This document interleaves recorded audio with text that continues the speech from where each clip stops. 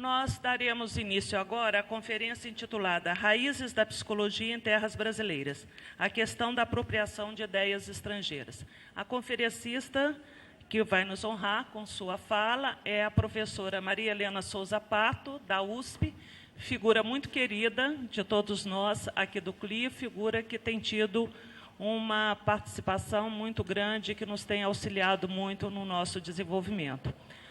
Uma das razões do convite para Maria Helena, para o que seria, na nossa programação inicial, esta conferência, agora às 18 horas, seria a conferência inicial, né, conferência inaugural do encontro, mas outros problemas fizeram com que a gente adiantasse o encontro para as 2 horas, mas, de qualquer forma, nós consideramos esta como sendo a conferência inaugural.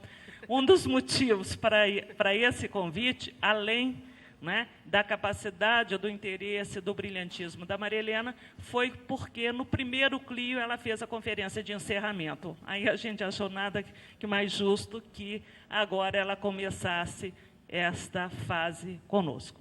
Tá? Então, Maria Helena, com vocês. Bom, não acredito em nada do que a Ana Jacó disse. Boa noite a todos. É com muito prazer que eu estou novamente aqui e no meio de amigos, não é? O que atualmente é uma coisa muito boa, não é? Porque os amigos estão ficando raros. Por isso que eu, inclusive, pedi para a Eliana vir sentar aqui também. Estou carente de amigos. Bom, eu estou com um pouco de medo dessa palestra, porque eu comecei a trabalhar o texto, não é? E, inicialmente, eu escrevi 50 páginas. Depois, eu tive o trabalho de ir cortando, e eu acho que ainda ficou muito grande. Então, eu pediria às minhas amigas que me dessem, digamos assim, dicas do tempo, para que a gente não exceda esse tempo. Eu vou procurar resumir as 25 páginas que eu consegui, não vou apresentar as 25. Mas, enfim, eu vou trazer para vocês muito mais questões do que respostas, não é? Na medida em que esse tema, que é a questão da apropriação de ideias estrangeiras, ele é muito complexo e ele é muito polêmico, não é? E eu andei pensando algumas coisas a respeito disso e vou trazer aqui para que sirva, não é, de estímulo a que todos nós continuemos pensando esse tema, refletindo a respeito dele, que é um tema importantíssimo quando se escreve a história de qualquer ciência, não é? No caso aqui, a psicologia. Bom, o que eu queria dizer para vocês, não é? Na verdade, essa questão começou a ser pensada por mim, eu comecei a pensá-la no interior de uma pesquisa que eu estou fazendo sobre a criação, a invenção da psicologia científica. Portanto, uma pesquisa que surgiu no bojo de um trabalho de historiografia da psicologia. Na verdade, é uma pesquisa de vida inteira, não é? Eu acho que em outros livros meus, como Psicologia e Ideologia, A Produção do Fracasso Escolar, eu já apontava nessa direção, não é, desse interesse pela história da psicologia. E, nesses 2 primeiros trabalhos, hoje eu sou capaz de ver, não é, que eu acabei fazendo neles, não é, um misto de entendimento, não é, da história, da historiografia como varal. Eu costumo brincar que tem uma certa concepção de como se escreve a história, que a história é vista como varal, ou seja, onde vão se pendurando numa linha do tempo contínua, não é? Nomes, datas, fatos, não é? Geralmente em tom celebrativo, reverente, exaltativo. Né? E, por outro lado, eu fiz isso, eu acho que fiz em boa medida, né? E, por outro lado, escrevendo e tentando contar a história da psicologia, nesses 2 trabalhos anteriores, não é? A partir de traços de um entendimento marxista vulgar do que seja história, não é? Da relação entre ciência e sociedade. Não é? Hoje eu sou capaz de ver que havia ali um marxismo vulgar. Eu vou dizer depois o que eu entendo por isso. E já vou dizendo, antes que a Eliana fique contente, que eu continuo marxista, procurando, evidentemente, deixar de ser vulgar. No caso da psicologia, né, o que eu mostrava era uma ciência, né, que nasce num certo momento da história da Europa, século XIX, final do século XIX, uma ciência ideológica que transmuta desigualdades socialmente produzidas em desigualdades individuais de capacidade e de aptidão. Não é? Então, uma operação de tradução, não é, que, digamos assim, tem uma função social de velar, não é, a injustiça, a desigualdade, a exploração, não é, que resulta numa sociedade extremamente desigual, extremamente injusta, etc. E acho que sobre isso já falei demais. E tal. Bom, eu acho que aqueles textos iniciais eram textos infiéis à complexidade do tema, não é? Mas lá eu procurava já refletir, começando a refletir, 2 questões, não é? Sobre 2 questões. A psicologia como política, como parte das relações de poder numa sociedade de classes, e um entendimento, uma tentativa de entendimento do significado sociopolítico das dificuldades de escolarização da maioria das crianças e jovens brasileiros, não é, que vivem numa sociedade profundamente espoliadora, injusta e desigual. Não é? Então, eu tentava trazer para o âmbito das relações de poder tanto a psicologia que se pratica junto à educação, quanto os próprios fenômenos educacionais, como, por exemplo, o chamado fracasso escolar, que eu já não chamaria mais assim hoje, etc. etc. Né? Então, havia já alguma coisa que eu continuei depois e estou trabalhando nisso até hoje, não é? Eu acho que a gente acaba sendo autor de um texto, de uma obra, de um texto só, a gente vai a vida inteira falando sobre a mesma coisa. Bom, se eu não escapei inteiramente do varal, eu consegui evitar o tom celebrativo. Até porque, do meu ponto de vista, naquela época, havia pouco a festejar na presença da psicologia no campo da educação. Vejam bem, eu quero fazer um parêntese aqui logo de início. Eu não tenho nada contra os levantamentos de nomes, datas e fatos e obras. Como coletânea de informações, essas obras, esses trabalhos de pesquisa, não são história da psicologia, do meu ponto de vista, mas são uma contribuição para a escrita dela.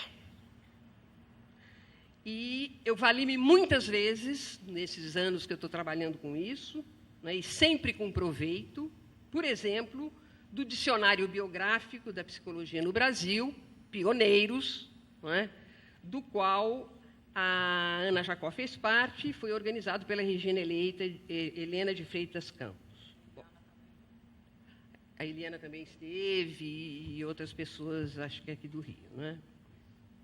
E aproveitei e gostei muito, sobretudo, dos verbetes que não enveredam pela exaltação dos biografados. Alguns vão por aí e são os piores. Né? Como se eles estivessem contando, esses verbetes, a história de antepassados heróicos de uma família cujo sobrenome é psicologia, tendo em vista dar a esta família prestígio aos olhos coletivos, prestígio como um campo científico e profissional. Em alguns casos, isso resulta em interpretações, às vezes, do sentido e do alcance de obras e de autores do passado que são equivocados, não é? E que acabam pondo a história da psicologia na chave da mitologia, do mito. Não é?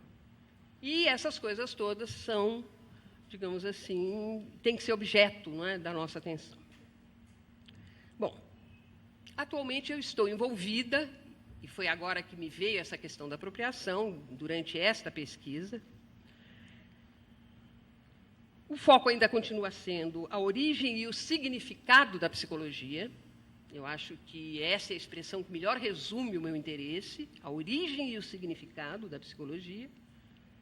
Mas agora, no interior da questão das relações entre as objetivações culturais e sociedade, política e economia.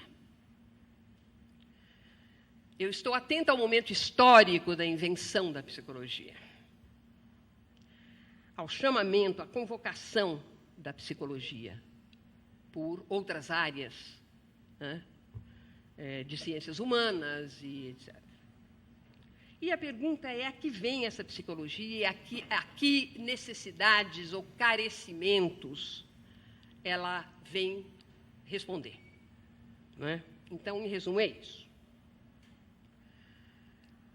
Algo apenas esboçado como fundo nos estudos anteriores tornou-se figura.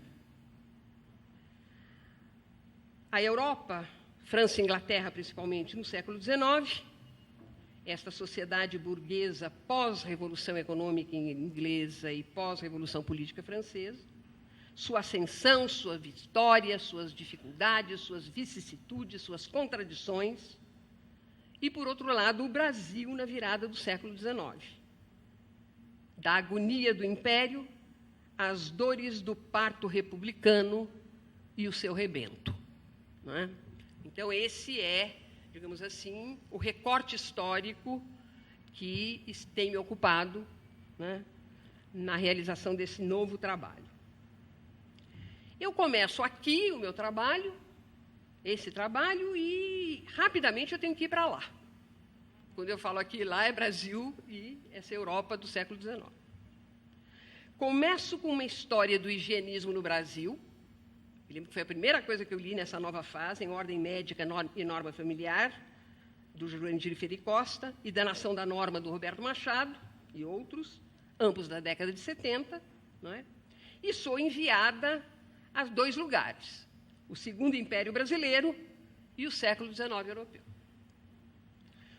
O primeiro produto foi um texto que eu publiquei há muitos anos atrás, chamado Teoremas e Cataplasmas no Brasil Monárquico, né, em que eu interpreto o conto O Alienista, do Machado de Assis, à luz dos reveses das ideias estrangeiras em solo tropical e questiono a leitura sem matiz da sociedade brasileira do Segundo Império como uma sociedade disciplinar nos termos Foucaultianos. Em resumo, é isto. Bom, estava traçado o ponto de partida de uma viagem que já dura 15 anos. Eu acho que eu vou entrar para o livro do Guinness, a pesquisa mais longa, pelo menos na área da psicologia. E 15 anos, essa viagem de 15 anos, não é?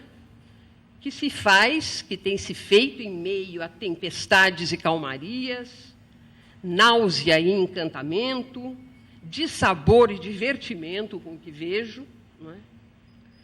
E eu, a maior parte do tempo, à deriva, pois a bússola caiu no mar assim que eu entrei, na primeira noite de tormenta. E a primeira noite de tormenta foi quando eu percebi que psicólogo não sabe nada de história.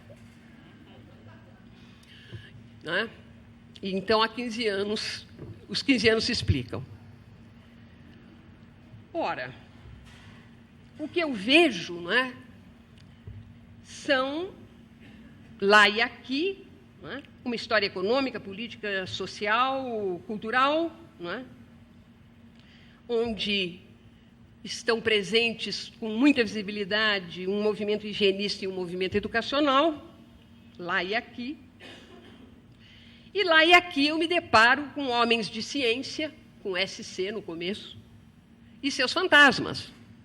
E são os fantasmas da burguesia, né? A loucura, o crime, o vício, o alcoolismo, a vagabundagem, né? E o papel redentor da medicina e da educação escolar, né? Dentro desses dois movimentos.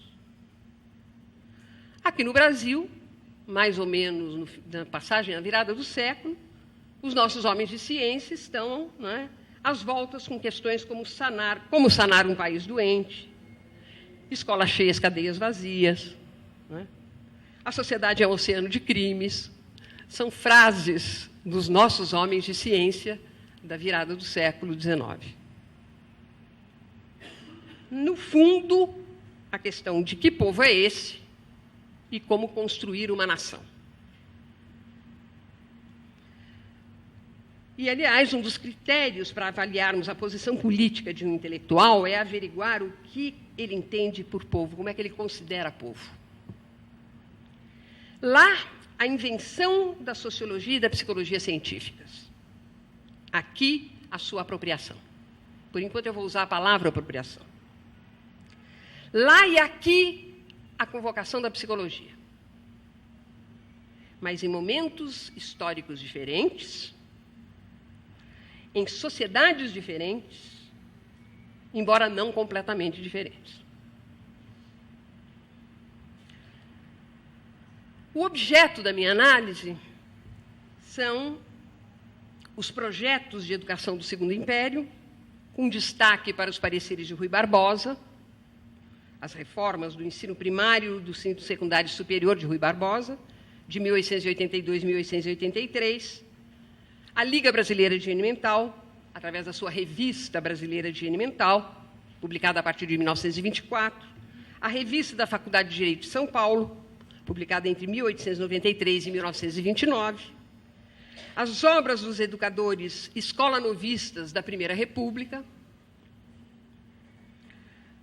principalmente Lourenço Filho e Fernando de Azevedo, autores nacionais e estrangeiros que foram traduzidos, os estrangeiros, e que constam do catálogo de uma coleção chamada Atualidades Pedagógicas, publicada sob a coordenação do Lourenço Filho a partir de 1927, e presente na formação de mais de uma geração de educadores e de psicólogos brasileiros. Não sem passar por estudos já feitos, né, da produção, a partir de 1870, dos museus etnográficos brasileiros, dos institutos históricos e geográficos, das faculdades de Direito e de Medicina, principalmente através da pesquisa da Lili Schwartz, de um livro dela muito interessante chamado O Espetáculo das Raças. Ou seja, muita coisa de segunda e até de terceira mão para poder compor esse quadro. Idas e vindas, movimento de báscula, que me põe diante de duas questões de fundo. A primeira é por que se escreve a história? Por que escrever história? E como escrevê-la? Para um psicólogo que se pretende historiador da psicologia, essas questões são terríveis. Porque é aquilo que eu disse, a gente não sabe nada de história. Nem da história que já foi contada e nem das teorias da história. E a segunda questão, a questão do tempo e do lugar na produção cultural. Tempo e lugar na produção de concepções, teorias ou discursos. E das peculiaridades, das especificidades, das singularidades europeia e brasileira no período em tela. Lá antes, lá é durante o século XIX, aqui é mais no fim do século XIX e até o fim da Primeira República. A Primeira República é o momento digamos assim, áureo do movimento educacional e do movimento higienista, da maneira como ele vinha sendo desenvolvido na Europa antes.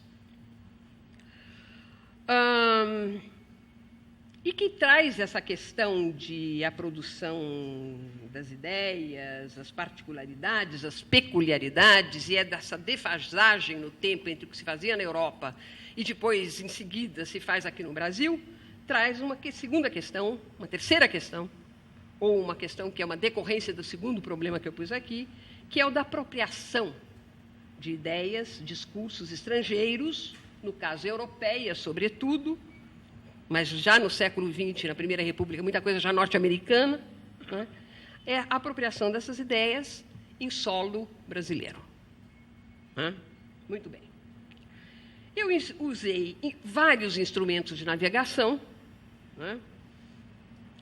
E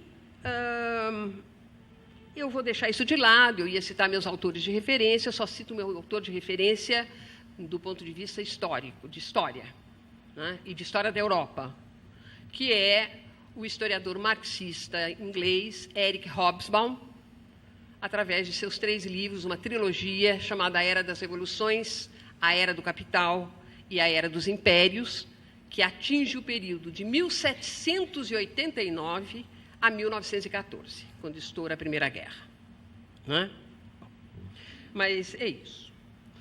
Eu tive um diálogo com a Ana, por e-mail, em que ela me pediu um resumo do que eu ia fazer aqui, eu mandei o resumo e ela me manda um e-mail dizendo assim: querida, você tem 1 hora.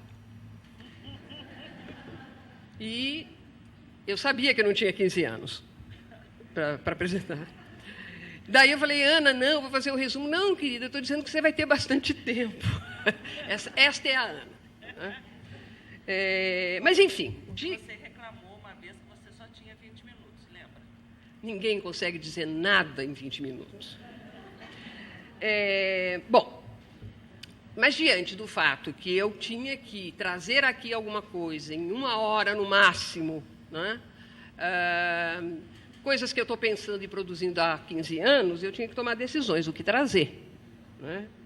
E eu pensei comigo, eu estarei no Rio de Janeiro. Né? E, em vez de levar saber com suor, vamos brincar um pouco com os estereótipos, né? Em vez de trazer saber com suor, que é tipicamente paulista, eu resolvi trazer um pouco de saber com sabor, que eu acho que é mais carioca. Gostaram, né? Brincando com estereótipos, evidentemente, que existem, né? Estão aí. Bom, e depois de algumas considerações, então, que eu vou fazer, eu vou terminar com alguns registros num diário de bordo. Aí é que eu tenho a impressão que não vai dar tempo, mas, enfim.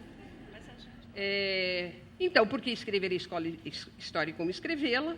Né? E essa questão das peculiaridades, especificidades, singularidades, e a questão da apropriação de ideias de um tempo e de um lugar, em outro tempo e outro lugar. Tá? São esses 2 os temas, portanto, que eu resolvi contemplar. Olha, por que se estuda a história, não é? E como se estuda a história nos remete à questão de se existe alguma diferença entre história e historiografia. E eu já escrevi sobre isso, já publiquei, inclusive num livrinho de um simpósio que houve de historiografia da psicologia no São Paulo, em 1999.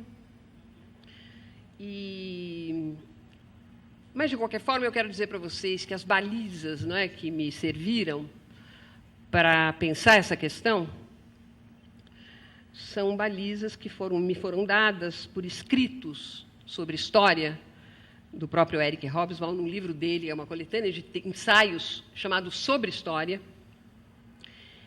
em que ele investiga algumas questões que me pareceram muito importantes e que eu acho que eu não vou desenvolver aqui, não dá tempo.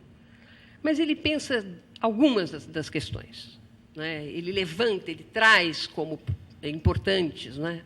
Primeiro, quando é que se está dentro e quando é que se está fora da história, quando se escreve a história? Não é? Qual é o sentido do passado? O sentido do passado. O outro, o que a história tem a nos dizer sobre o presente e o futuro? A outra questão é a objetividade, a neutralidade da ciência de um lado e o engajamento do cientista de outro. E, por fim, ele discute o que os historiadores devem a Karl Marx. Inclusive Foucault. Bom, por que estudar o passado? Eu vou passar muito rapidamente por essas coisas, não vou ler o que eu escrevi, não é? Ele diz, olha, história é unidade de passado, presente e futuro. É dessa perspectiva que se pesquisa o passado, dentro dessa relação. O que não significa que haja continuidade. Para entender o presente e para pensar o futuro. Não para prever o futuro. Se estuda o passado. Não para prever o futuro. Não se pode dizer o que acontecerá, até porque ele admite a existência do inédito, do imprevisto no curso da história. Não se pode dizer o que acontecerá, mas estudando o passado, podemos, através de uma reflexão sobre a experiência histórica, como é que essa história da psicologia, né, qual é o padrão que surge do estudo dessa história, nós podemos, talvez, saber que problemas teremos de enfrentar se quisermos pôr a psicologia num rumo outro que não o rumo que ela historicamente tomou e o seu rumo hegemônico. Que problemas teremos que enfrentar? E isso a partir de uma combinação de experiência histórica, perspectiva histórica, não é? E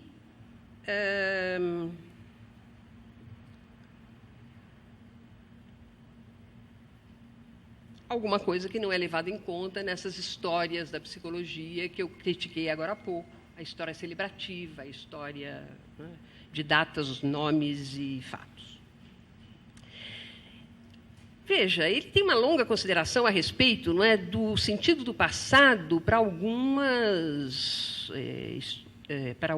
intelectuais, para algumas filosofias, principalmente os tradicionalistas, os conservadores, do ponto de vista político, aqueles intelectuais lá do século XIX europeu, não é? Os ultraconservadores, os regressistas. Não é? E ele diz o seguinte, essas pessoas pensam o passado como lugar para que se tem que voltar, uma utopia regressiva, nostálgica. O bom estava lá, os bons tempos, o passado individual ou coletivo, como os bons tempos, tomando o que foi como o que deveria ser. Né? O que foi como o que deveria ser. Por exemplo, ai, que saudades que eu tenho da aurora da minha vida, da minha infância querida que os anos não trazem mais. E contra essa tendência, né, inclusive nas autobiografias, André Malraux começa as suas antimemórias com a seguinte frase: quase todos os escritores que conheço amam a sua infância.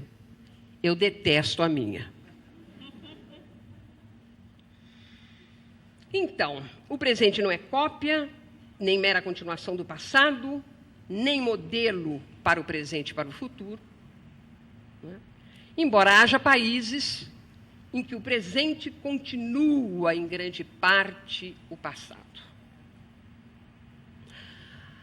Países que José de Souza Martins, como o Brasil, que José de Souza Martins diz os países de história lenta, em que se preserva no presente coisas do passado, como, por exemplo, no Brasil, a posse latifundiária da terra, por exemplo. Muito bem. Então, há países em que o presente tem um vínculo de continuidade forte com o passado, embora ele não seja, a história desse país não seja só isso. Não se estuda, portanto, história por nostalgia, muito menos por um gosto estranho pelo que é antigo, ultrapassado ou velho.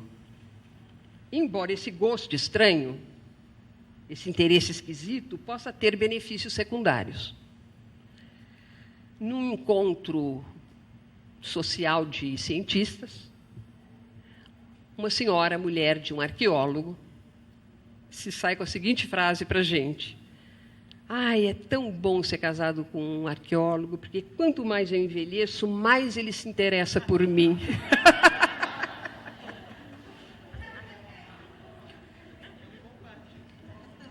Nós estamos todos em busca de arqueólogos. Alguém aqui.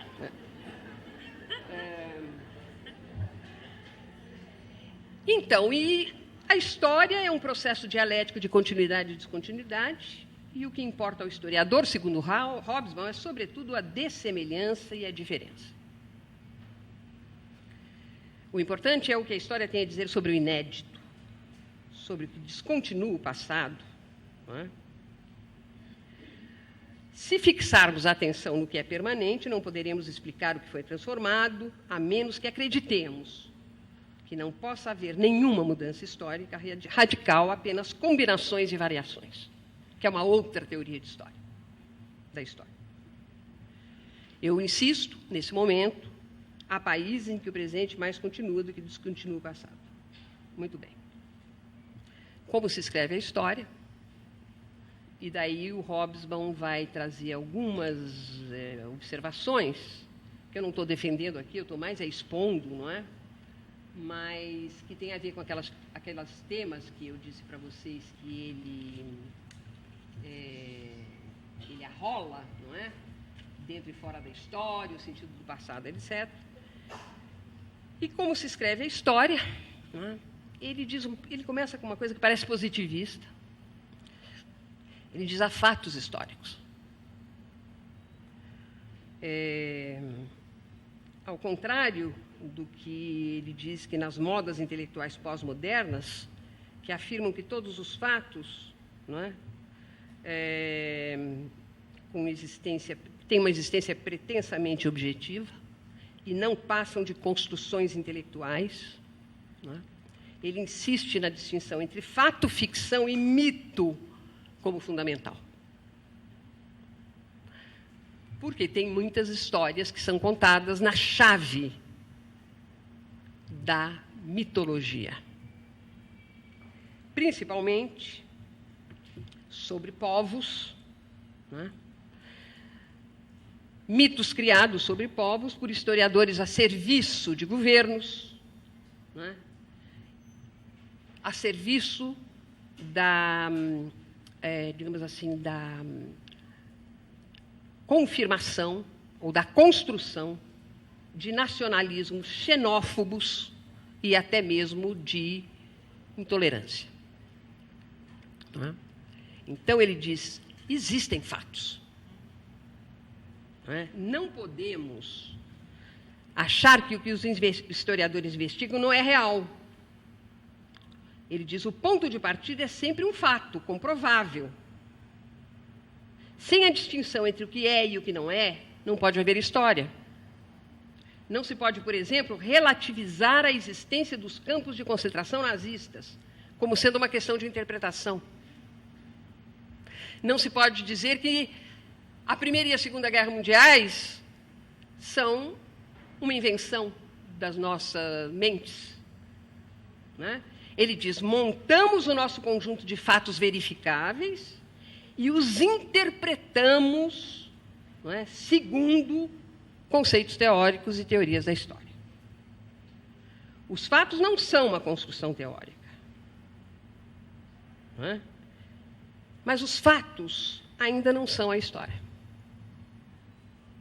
História é a interpretação dos fatos por filosofias da história, teorias da história, a partir dos quais, interpretação, a partir dessas teorias, etc., se escreve a história. Concepções sobre a história, não é?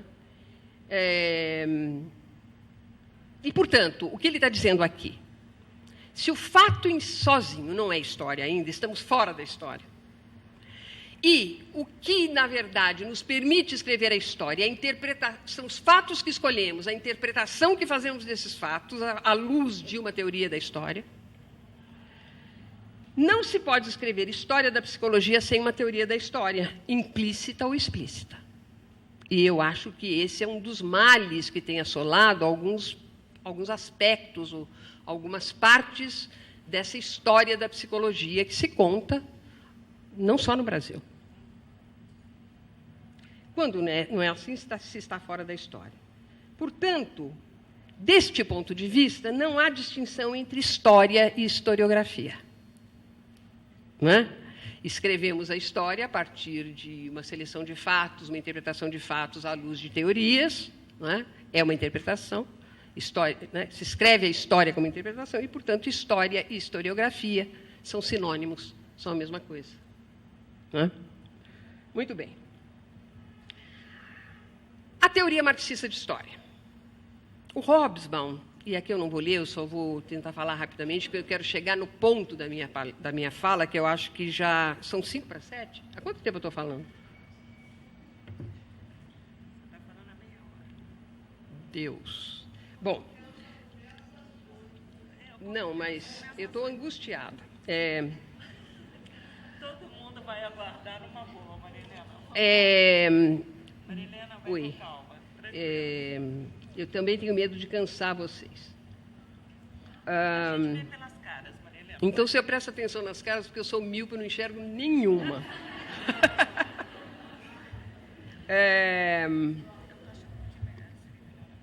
Tá bom.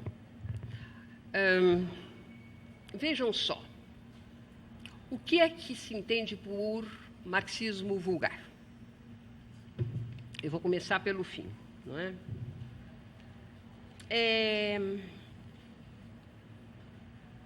O Hobsbawm define o que é o marxismo vulgar e ele diz que há aspectos negativos e positivos do marxismo vulgar.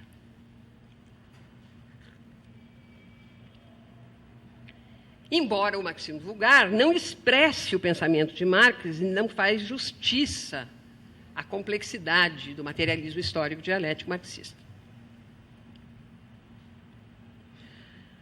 O que é que, basicamente, não é, o marxismo vulgar afirma? Não é? Ele afirma basicamente 4 coisas. Interpreta a história a partir da base econômica. E, portanto, faz uma leitura economicista da história.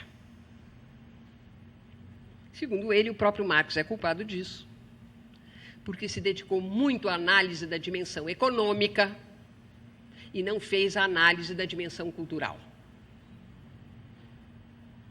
Marxismo vulgar. Então, interpreta a história a partir da chave da economia, o economicismo. Segunda coisa, trabalha com uma tópica infraestrutura, superestrutura. Infraestrutura econômica, superestrutura cultural. Com uma relação unívoca de baixo para cima. Né? Que ele não afirmou, mas deixou a possibilidade de se ler assim. Fala em interesses de classe e luta de classes como motor da história, como se tivessem os marxistas vulgares tivessem lido apenas a primeira página do Manifesto Comunista. E o marxismo vulgar também pressupõe a sucessão de formações econômicas inevitáveis, sem atenção ao contingente, ao acidente, ao imprevisível, não é? O que deixa a história sem alternativas. Então, basicamente, seriam esses os 4 aspectos dessa simplificação do pensamento do Marx, da teoria marxista. Mas ele defende o marxismo vulgar. Né? Ele diz aspectos positivos. Né? Por quê? Porque esses 4 itens, mesmo que muito simplificados, muito simplistas, né?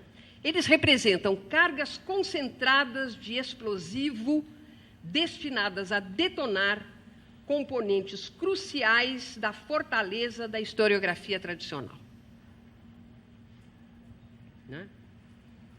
Mais poderosa essa carga explosiva do que seriam versões menos simplificadas do materialismo histórico. Poderosas o bastante, essas cargas, para iluminar lugares até então escuros, por uma historiografia tradicional ingênua e retrógrada, que tinha como centrais, né, as ciências naturais e humanas, os conceitos de determinismo e de evolução, calcada numa epistemologia dogmática e objetivista, aderida ao estudo dos fatos, dos quais brotariam as leis naturais de causa e efeito. Então, ele detona esse edifício dessa ciência naturalizada, naturalizante. Não é?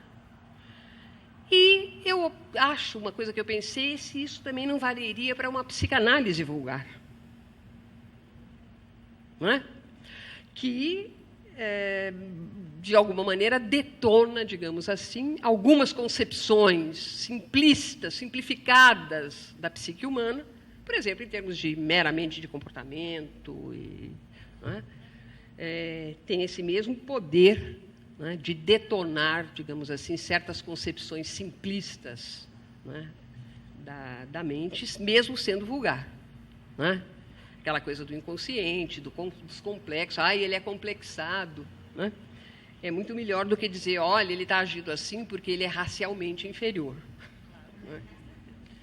Bom, então, contra o marxismo vulgar, não é, o Hobsbawm tenta fazer uma historiografia nesses 3 volumes, não é? Principalmente os capítulos em que ele analisa as ciências, as artes, enfim, o mundo das objetivações culturais, das produções culturais. Ele tenta analisar a relação, digamos assim, sempre nunca unívoca, nunca direta, não é?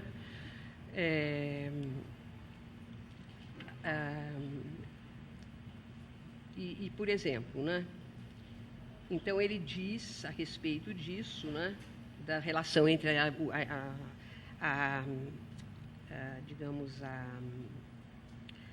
as ciências e a revolução econômico-política do século XVIII, né? Ele diz, não se pode dizer que a evolução das ciências no século XIX possa ser analisada exclusivamente em termos dos movimentos econômicos e políticos. A maior parte das atividades humanas tem sua lógica interna, que determina pelo menos uma parte do seu movimento. O mundo do pensamento é, até certo ponto, autônomo.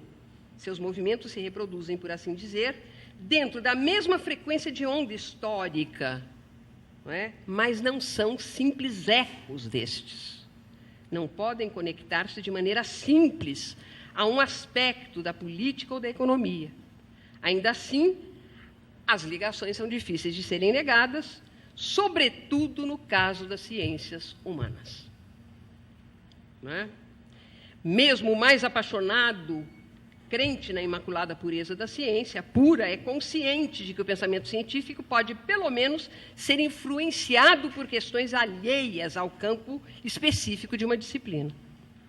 No mínimo porque os cientistas, até mesmo o mais antimundano dos matemáticos, não é, vivem num mundo mais vasto do que suas especulações. Estão no mundo. São homens e mulheres cujas vidas, mesmo no presente, não se restringem ao laboratório ou ao estudo. Não é? Eles têm, então, visões de mundo, eles têm posições políticas, eles têm concepções, eles são guiados por estereótipos, preconceitos, etc., como as pessoas que são suas contemporâneas. Não é? E daí, ele diz, isso remete à questão do engajamento do cientista. Não é? E do compromisso. E ele é totalmente contrário a este mito da ciência, da produção científica, como alguma coisa objetiva e neutra. Não é? Portanto, é uma outra epistemologia e uma outra leitura da relação entre a ciência e a sua dimensão ético-política.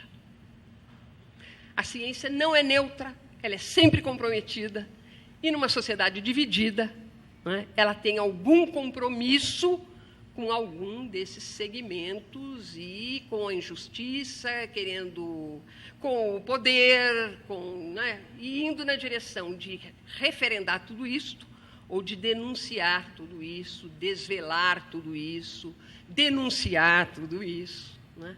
E ir numa direção contrária, principalmente no caso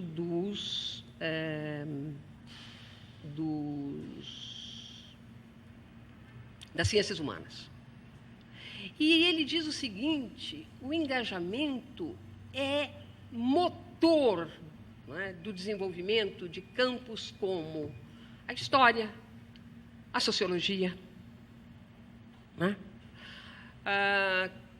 Nas suas versões, digamos assim, que não caíram no conto da ciência objetiva e neutra, como a psicologia caiu.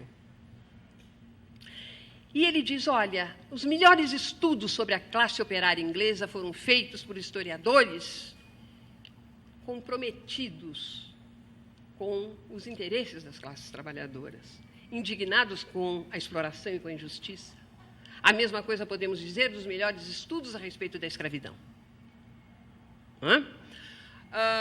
É só que é preciso que se tenha critérios, se haja de formas que garantam o rigor do que estamos produzindo, o rigor conceitual, a coisa da escolha dos fatos, não é? Que fatos eu vou estudar e como é que eu vou interpretá-los, e a interpretação através de uma teoria da história, etc., etc. Não é?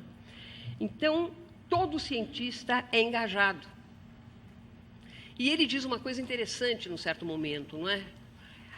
O fato de eu ser uma cientista engajada, comprometida com valores de justiça, igualdade, etc., liberdade, não significa que meus estudos não serão usados por aqueles que eu quero me contrapor. E por isso que, nos anos da ditadura militar aqui no Brasil, houve um movimento na área de pesquisa nas ciências humanas, principalmente na sociologia, na psicologia social também, alguma coisa, que foi aquele movimento da pesquisa participante, né?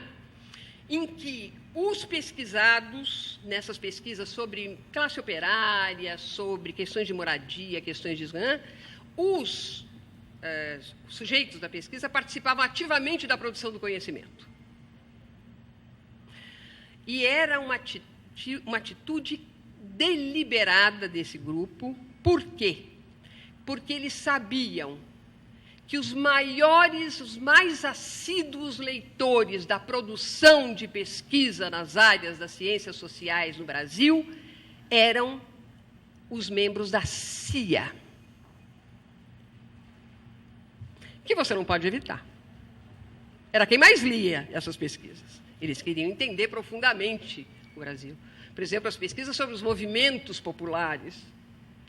Mas daí você pelo menos garante que os próprios, né, sujeitos se apropriam deste conhecimento também através da pesquisa participante, né, e põem esse conhecimento em movimento, né, nos seus espaços, na sua vida. Não é?